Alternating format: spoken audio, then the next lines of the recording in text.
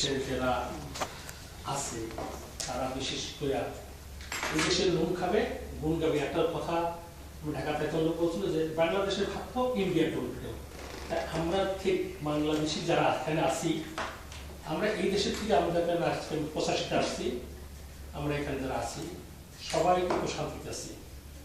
এবং আমাকে যদি বলে, আমি ব্যক্তিগত বলতে পারি যে আমার দেশে যদি বলে যে তোমার দেশে যাওয়া লাগবে না, কালকে তোমাকে ন্যাশনালিটি দেবো, আমি ওর ছেড়ে দেবো। আমার দেশে যা সম্পদ আছে ওটা আমি ছেড়ে দেবো, যে তুমি এখান থেকে তোমার যাওয়া লাগবে না, তুমি কেউ থাকবে না। কেন এই দেশে আমরা যারা বাংলাদেশি যারা আসি, যে শান্তিতে আসি, পৃথিবীর আর কোথায় এত শান্তি নেই। এখান থেকে কানাডাতে চলে গেছে, আমেরিকাতে চলে গেছে, তারা অত শান্তিতে নাই, আবার রিটার্ন আসছে। এখান থেকে ইউনিভার্সিটির থেকে অনেকজনেই চাকরি করার পরে কানাডাতে চলে গেছে, আবার রিটার্ন আসছে। তো আমরা এখানে, আমরা যেটা বাংলাদেশি কমিউনিটি আছি, আমরা আসলে এখান থেকে নুন খাই, এখানের সর্বকিছু আদায় করে নিতে চাই, কিন্তু এখানে গুণটা জলদি গাই। যেমন আমাদের সরকার, আমাদের দেশে যারা, যে কথাটা আপনি বলছেন যে এত বড় একটা অনুষ্ঠান হলো, অ্যাম্বাসির একজন লোক আসলো না, ওনাকে আসবে কিসে? ওনাকে বলতেন যদি ভিসা এখানে দাও, এখানে ভিসা স্ট্যাম্পিং হবে, তুমি 2 মিলিয়ন পাবা, উনি আসতো। আমাদের হারাতে বাতাতে যে আমাদের সমস্যাটা হয়, আমাদের যে সমস্যাটা, এইটা কোনো লোক, সরকারি লোক তুলে ধরতে চায় না, এবং সে তারটা বলতে চায়। কিন্তু আমাদের যে সুবিধা কতটুকু হবে, আমাদের একজন লোক দোষ করছে, তাকে বুঝাইতে হবে যে আমরা এই কাজ করবো না। এদেশের নুন আমরা খাচ্ছি, আমরা এখান থেকে উপার্জন করে নিচ্ছি, তো আমরা এই কাজগুলি করবো না। তাহলে আমাদের কমিউনিটিতে আজকে আমাদের এই অবস্থা হতো না, আমরা এত নিচে চলে যেতাম না। আজকে আমরা যে এই 25টা দেশের মধ্যে ফার্স্ট হয়েছি, এটা আমরা গর্ব করে আরও অনেক বলতে পারতাম। কিন্তু এটা মোস্ট, এই যে আমরা যে টেবিলে বসা, এই কয়জনই আমরা গর্ব করি, কিন্তু বাইরে তারা এটা কোনো অনুভবই করতে পারতেছে না। অ্যাম্বাসি কোনো এই অনুষ্ঠানটা দরকার আসলে অ্যাম্বাসির করার। অ্যাম্বাসি কমিটির লোক 10 জন যারা আছি, আমরা যেরকম আছি 17 জন, তাদেরকে নিয়ে এই অনুষ্ঠানটা করা উচিত, যে আমরা এই কাজ করাতে আমাদের দেশের গৌরবটা অনেক উপরে গেছে। কিন্তু সেটা তার করবে না। অ্যাম্বাসি কাজ করবে কি? যেখানে ভিসা আছে, যেখানে ক্লাইম আছে, সেখানে। তো যাই হোক, আমরা আমাদের দেশের যে আপনারা কালচার তুলে ধরেছেন এবং অনুষ্ঠানে গেছেন, এবং সবাই খুশি, এবং সবার জন্য ধন্যবাদ। এই বলে আমার সালাম আলাইকুম। কিছু ন্যাচারাল কথাবার্তা এসে গেছে, তো ইনশাআল্লাহ আমরা প্রত্যাশা করবো যে আজকে অনুষ্ঠান মানে এটাই, যে এখানে আপনারা যারা শিক্ষিত, গুণীজন, সুধীজন, তো এই আয়োজন মানে এটাই যে যেন আমরা সব জায়গায় আমাদের বাংলাদেশি ভাইদের যারাই আছেন যে লেভেলে, তাদের যেন উপকার করতে পারি। ঠিক সেটারই একটা মানে কনসাসনেস গ্রো করারই একটা প্রোগ্রাম এটা। তো আমরা ভাইকে শুকরিয়া করছি, এবং তার যে কন্ট্রিবিউশন, সেটার জন্য আল্লাহর কাছে জাযা কামনা করছি। এরপরে আমি একটু শুকরিয়া জানাচ্ছি আমাদের এখানে আজকে আয়োজনের যিনি সহযোগিতা করেছেন, আমাদের সম্মানীয় শাহ আলম ভাই।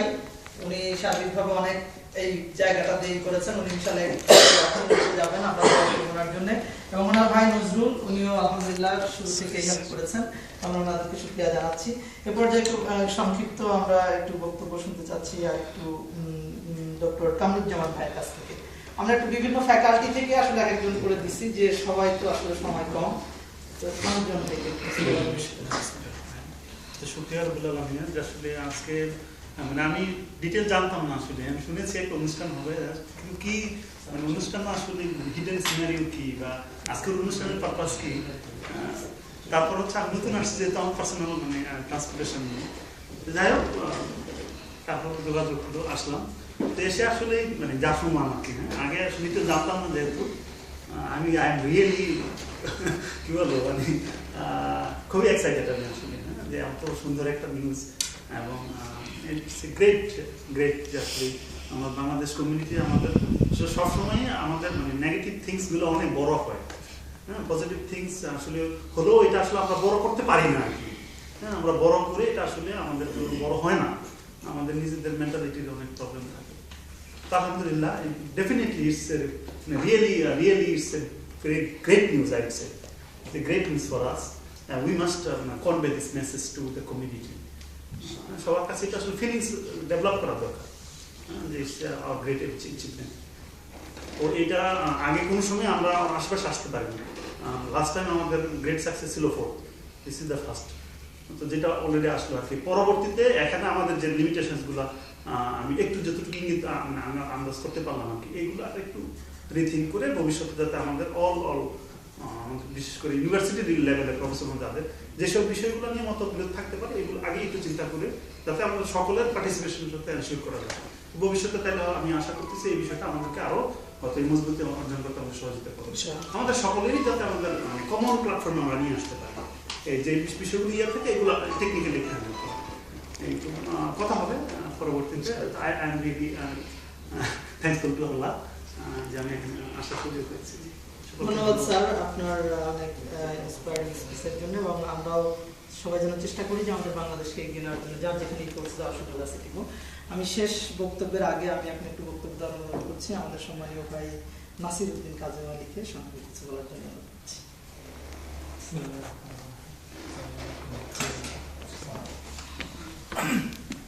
আমি আসলে ইউনিভার্সিটিতে প্রায় 28 ইয়ার্স হয়ে গেল। অনেক ছাত্রদের সাথে, কারণ ছাত্রদের সাথেই আমি ডিল করি, আমার অফিসটাই ছাত্রদের এরিয়ার ভিতরে আর কি। তা আমি যাদের সাথে আসলে পরিচয় যখনই ছিল তখনই যতটুকু পারছি আমি এই এক্সিবিশনে হেল্প করতাম। বিগত 3-4 বার করছি, হয়তো ওরকম পরিমাণে না, হ্যাঁ। তো হয়তো এই জন্য প্রাইজ পাই না, হয়তো মনে খারাপ লাগছে। কিন্তু এইবার আমি আসলে একটা অন্য টেকনিক খাটাইছি, এটা জানি না আমার ছেলেদের ভর্তি করেছে এই বছর, এই কারণে এটা হয়ে গেছে কিনা জানি না। তো ওনারা যখন পরামর্শ দিল, হ্যাঁ পরামর্শ দিল, আইটেম নিয়ে আলোচনা করলো, তখন আমি আসলে ওই বাহুতে আলোচনা হয়েছিল অনেক সাথে, তখন আমি নিজে ইচ্ছে করে বলছিলাম যে ব্রেনের আইটেমটা আমি দিই, কারণ আমার একটা বদনাম আছে অথবা সুনাম থাকতে পারে, মানে আমার ওয়াইফের খাওয়া যদি কেউ খায় বলে যে ভাই অন্যরকম, আসলে এবং এটা আমি নিজেও স্বীকার করি আসলেই অন্যরকম। আমার বাড়ির মানে করলা খাই, আর সে জীবনে করলা খায় না, কিন্তু আমার বাড়ির করলা খাই, সে করলা খাওয়া শিখছে।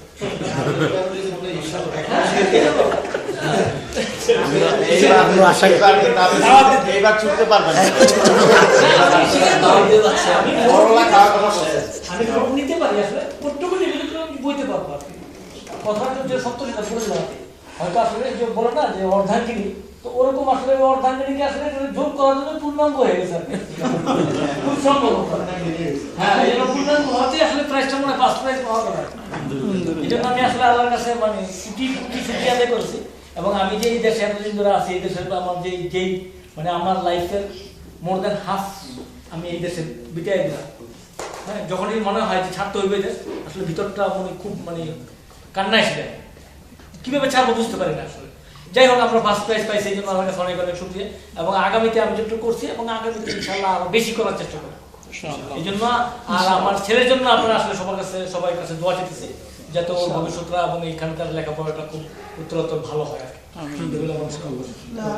জাযাকাল্লাহ, আমাদের নাসির ভাইয়ের কথা অনেক সুন্দর হয়েছে আলহামদুলিল্লাহ। এবং আমরা মনে হয় কোনো আভাস ইঙ্গিত পেয়ে যাচ্ছি যে ফাঁকে দাওয়াত নিতে পারবো তো আসলে শেষে একজন বলেছিলাম, তো আমাদের আসলে আরেকটা ইউনিভার্সিটির ভাইরা এসেছেন, তো আমি ইউনিভার্সিটি জামিয়াতুল ইমামের পক্ষ থেকে সম্মানীয় সোহেল ভাইকে সংক্ষেপে কিছু বলার অনুরোধ করছি। সোহেল ভাই এসছেন, আর হাবিব এসছে এবং ওসামা এসছে। আসসালামু আলাইকুম ওয়া রাহমাতুল্লাহি ওয়া বারাকাতুহু। নাহমাদুহু ওয়া নাসতাঈনুহু ওয়া নাস্তাগফিরুহু আম্মা বা'দ। আসলে আমাদের এখানে তো আমাদের স্যাররা রয়েছে বিভিন্ন ডিপার্টমেন্টে, আমরা স্যারদের কথা শোনার জন্য আসছে এখানে।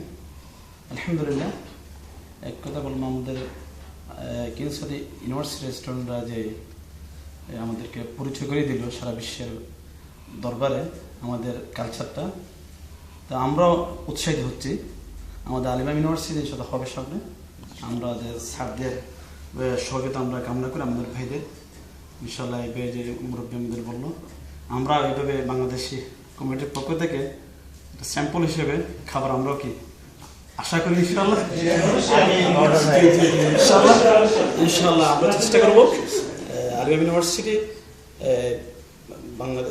রিয়াদের সৌদি আরবের মধ্যে, ইসলামী ইউনিভার্সিটির মধ্যে ফার্স্ট, আর Kingsford university all over university general স্টুডেন্টদের মধ্যে ফার্স্ট। আলহামদুলিল্লাহ, আমাদের দুটো ইউনিভার্সিটি স্টুডেন্টের মধ্যে একটা ভালো সম্পর্ক আছে, আরও সম্পর্ক ঘাটো করার জন্য আমরা চেষ্টা করবো। সর্বোপরি আমি আমার ভাইদের এবং স্যারদের শুকরিয়া জানাই তাদের এই প্রচেষ্টার জন্য, আমাদেরকে এখানে এইগুলো উৎসাহিত করার জন্য, যে আজকেও অফিসার সুযোগ দিয়েছেন। আল্লাহ আমাদের সবাইকে তৌফিক দান করুক। আসসালামু আলাইকুম। জাযাকাল্লাহ সোহেল ভাইকে কথা বলার জন্য। আসলে সবাইকে একটু বলতে দিতে পারলো ভালো করে, কিন্তু আমাদের সময় আসলেই আপনাদেরও ব্যস্ততা আছে। তো আমি সর্বশেষ আমাদের কমিউনিটির বিভিন্ন কমিউনিটির পক্ষ থেকে, এখন সাংবাদিক ইলেকট্রনিক প্রিন্ট মিডিয়া থেকে আমি আলামিন ভাইকে কিছু বলার জন্য অনুরোধ করছি। আসলে অনুষ্ঠানে আসছি সেখানে শুনতেই আসছি, মূলত বলার মতো কোনো যোগ্যতা বা সাহস নেই। আসলে এই অনুষ্ঠানটা যখন হচ্ছে তখন আমি সার্বক্ষণিক খোঁজ নিতাম ফেরদৌস ভাইয়ের কাছ থেকে, এবং যখন চলতেছিল তখন একটা নিউজ করেছিলাম, এবং সেটাতে আমি খুব সাহসিকতার সাথে এম্বাসি যে সহযোগিতা করে নাই সে বিষয়টা পরিষ্কারভাবে তুলে ধরছি। তাৎক্ষণিকভাবে অ্যাম্বাসেডর আমাকে ফোন দিয়ে বলছে যে আসলে আমরা কোথায় যাব, কিভাবে যাব। উনি বোঝাতে চাচ্ছে যে উনি অ্যাম্বাসেডর হিসেবে যে কোনো জায়গায় দাওয়াত দিলে উনি যাইতে পারেন না, একটা ওয়ে লাগে।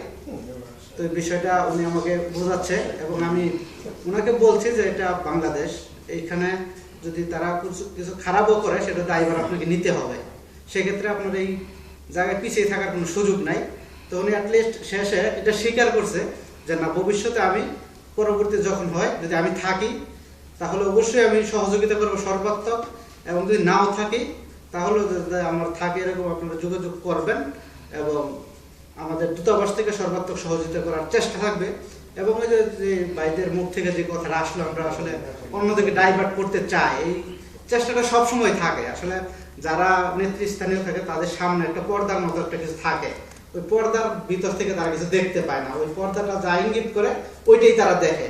কিন্তু আমরা আশা করি যে ওইটাকে কি বললো না বললো, কে কি শুনলো, ওইটার দিকে আমরা তাকিয়ে না থেকে আমাদের নিজ নিজ অবস্থান থেকে আমরা আমাদের বাংলাদেশের একজন নাগরিক হিসেবে আমাদের চেষ্টাটুকু আমরা করে যাব, যাতে আমাদেরকে অবশ্যই স্বীকৃতি দিবে। এই যে আজকে যে পাওয়া, এটা যদি দূতাবাস না দেখ, বাংলাদেশ সরকার না দেখ, একদিন যখন এই ইতিহাস লেখা হবে যে কিং সৌদ ইউনিভার্সিটির একটা প্রতিযোগিতা হয়েছিল, মেলা হয়েছিল, সেখানে বাংলাদেশ ফার্স্ট হয়েছে, এটা অবশ্যই ইতিহাসের পাতায় লেখা থাকবে, অবশ্যই এটা কেউ অস্বীকার করার কারো সুযোগ নাই।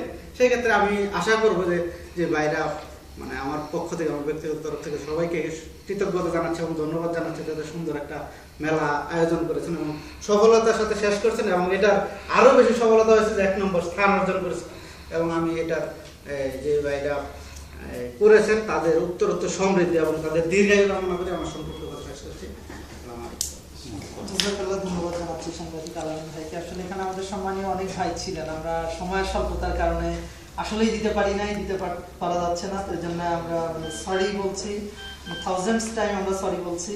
তো সর্বশেষ আমাদের এই মেলা করা থেকে সার্বিকভাবে চেষ্টা, কষ্ট, সময়, শ্রম দিয়েছেন অবারিতভাবে, এবং আমরা কেউ না থাকলেও লোকমান ভাই ছিলেন। আমি সর্বশেষ লোকমান ভাইকে ধন্যবাদ জ্ঞাপন সহ আমি সমাপনী কথা বলার জন্য অনুরোধ করছি। আসসালামু আলাইকুম ওয়া রাহমাতুল্লাহি ওয়া বারাকাতুহু। আলহামদুলিল্লাহি রাব্বিল আলামিন ওয়াসসালাতু ওয়াসসালামু আলা আশরাফিল আমবিয়া ওয়াল মুরসালিন নবিয়িনা মুহাম্মদ ওয়া আলা আলিহি ওয়া সাহবিহি আজমাইন। আম্মা বা'দ। আলহামদুলিল্লাহ, আমরা যারা কিং সৌদ ইউনিভার্সিটিতে আছি, যদিও অন্যান্য দেশের তুলনায় কম সংখ্যক ছাত্র, তারপর আমরা প্রতি বছরের মতো চেষ্টা করেছি এই মেলায় অংশগ্রহণ করার জন্য। যেহেতু ইউনিভার্সিটির পক্ষ থেকে আমাদেরকে বারবার বলা হতো যে এই মেলায় যদি অংশগ্রহণ করো তাহলে সবার কাছে তোমার দেশকে তুমি প্রেজেন্ট করতে পারবা, এটা একটা তোমাদের জন্য বড় সুযোগ। যদিও তোমাদের নামে অনেক বিভিন্ন ধরনের রটনা বাহিরা আছে, তোমরা অন্তত পক্ষে যারা এখানে আসবে তাদেরকে একটু হলো বুঝাতে পারবা তোমাদের দেশটা কি, তোমাদের দেশে কি আছে ওটা দেখাতে পারবা। তো আমার তো আসলে বেশি অভিজ্ঞতা না, গত 2 বারে আমি অংশগ্রহণ করেছি, এইবার এবং তার আগের বার 2 বারে অন্তত পক্ষে এতটুকু পেয়েছি আলহামদুলিল্লাহ, যে যেই সমস্ত ব্যক্তিরা আমাদের স্টলে এসেছেন অন্তত পক্ষে তাদের চিন্তা আমাদের সম্পর্কে পাল্টে গেছে। আগে এক ধরনের চিন্তা ছিল আমাদের নিয়ে, আমাদেরকে এক ধরনের ভাবত।